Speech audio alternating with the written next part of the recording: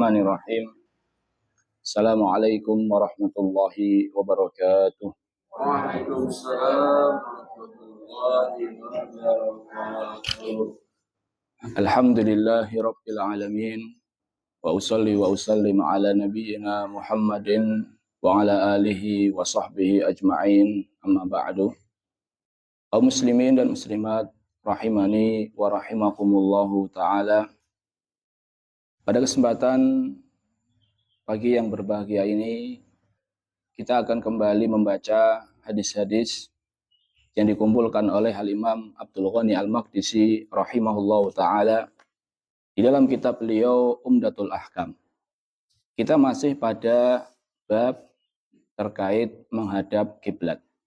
An Abdullah bin Umar radhiyallahu ta'ala anhuma. Dari Abdullah bin Umar, semoga Allah ta'ala meridhai keduanya, qala, ia berkata, bainaman nasu bi Quba. Ketika manusia sedang berada di Quba. Manusia di sini adalah Bani Amr ibn Auf. Ketika mereka sedang di Quba, maksudnya adalah Masjid Quba, masjid pertama kali yang dibangun di dalam Islam, yang dimana orang yang sholat di situ pahalanya seperti apa? Umroh. Seperti umroh. Ketika manusia sedang sholat di Masjid Quba, fi sholati subahi, ketika itu mereka menjalankan sholat subuh, idja'ahum atin, tiba-tiba datang seseorang yang bernama Ubad. Innan nabiyya sallallahu alaihi wasallam qad unzila alaihi lailata Qur'anun.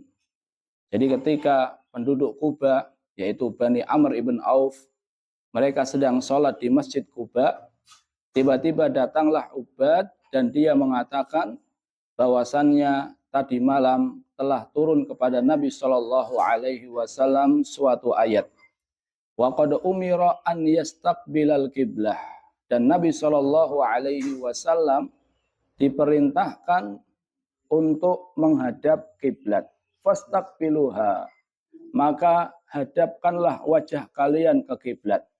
Wa kanat wujuhuhum ila Syam, dan di saat itu orang-orang yang sedang sholat di Masjid Quba, mereka menghadap ke Syam, fastadaru ilal Ka'bah. Kemudian mereka menghadap ke arah Ka'bah. Jadi di saat itu jamaah, ketika penduduk Quba sedang sholat, awalnya mereka menghadap kemana? Ke Syam. Ketika turun ayat bahwasannya kiblat telah dirubah, akhirnya mereka pun segera berbalik menghadap ke arah Ka'bah. Hadis riwayat Bukhari dan Muslim. Kaum muslimin dan muslimat rahimani wa rahimakumullahu ta'ala.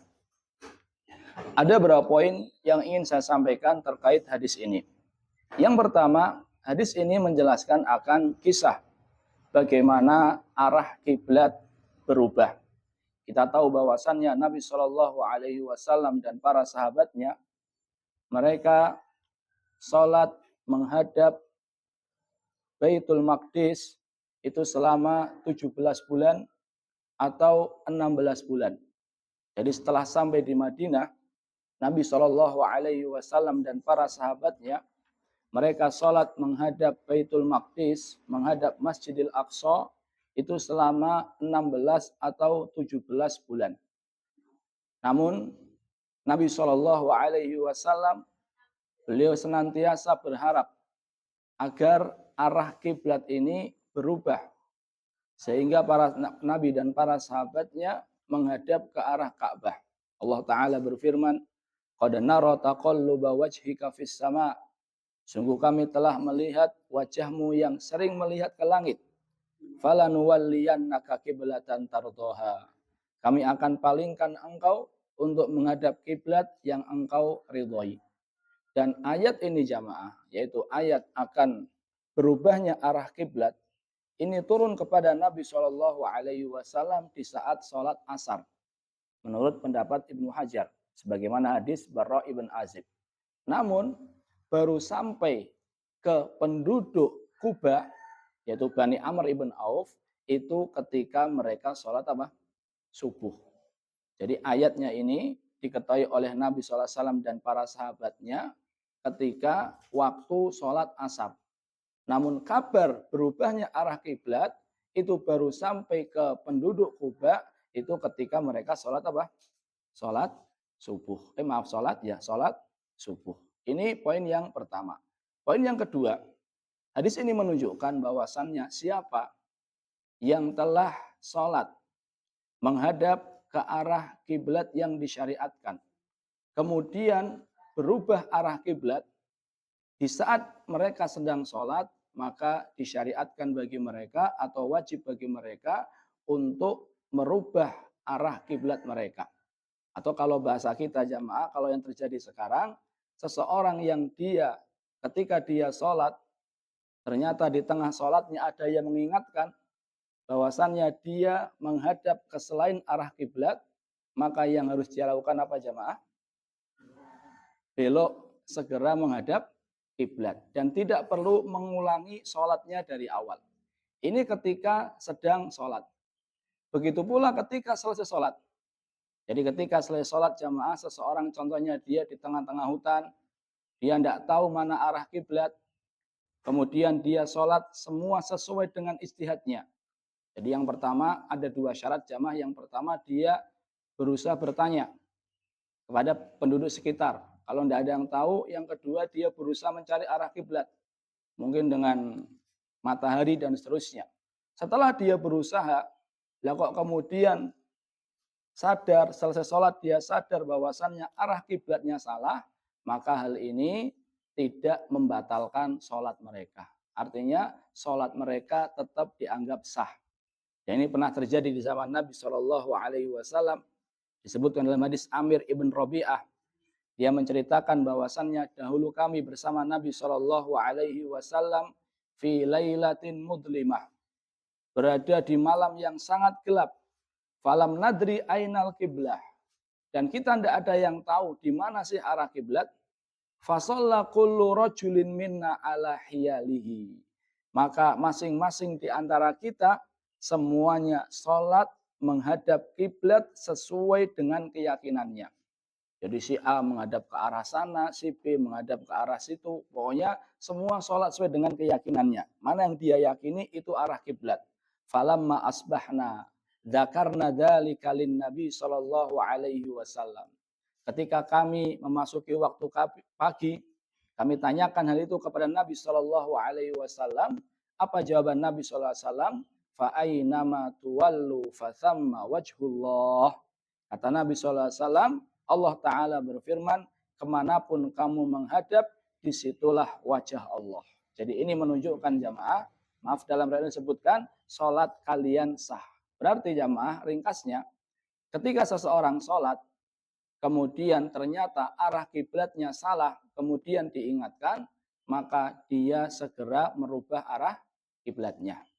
Ketika dia sholat, selesai sholat, dia baru sadar, ternyata arah kiblatnya salah, maka sebagian ulama berpendapat bahwasannya sholatnya tidak perlu diulangi berdasarkan hadis dari sahabat Amir ibn Rabi'ah. Ini poin yang kedua.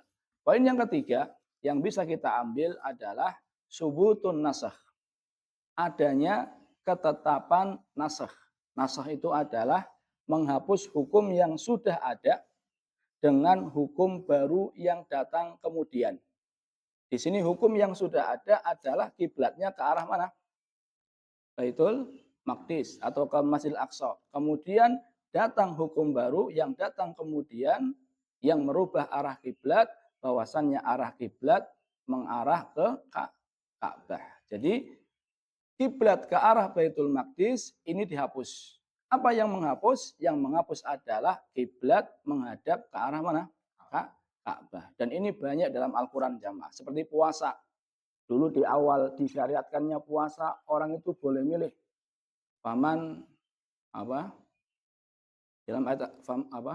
Allah Ta'ala berfirman, ayyama ma'dudat, faman kana minkum maridhan, aw ala safarin fa'iddatun min ayyamin ukhar, wa ala alladhina yutiqunahu fidyatun ta'amu miskin. Siapa yang mampu berpuasa, boleh dia membayar fidyah. Jadi di awal-awal di syariat yang puasa, seseorang boleh milih. mau puasa atau mau bayar fidyah. Namun setelah itu turun ayat yang menjelaskan bahwasannya puasa itu hukumnya apa? Wajib. Kalau jenengan ada pilihan puasa atau bayar fidyah, milih mana? Iya. Namun itu sudah dihapus dengan ayat setelahnya.